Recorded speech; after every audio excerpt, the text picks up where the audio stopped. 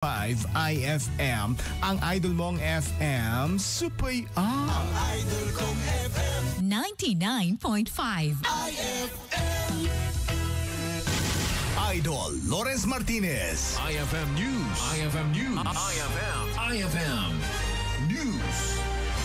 Pinadayawan Siyudad Tibatak ni General Artemio Ricarte iti maikasa nga gasot 50 kat siyam apan nagkasangay na kadwada ti Philippine Veterans Affairs Office. Dito'y anang isayang kadda de commemoration activity ngay natandaran dagiti city officials, government employees, uniformed personnel, educators ken dagiti estudyante.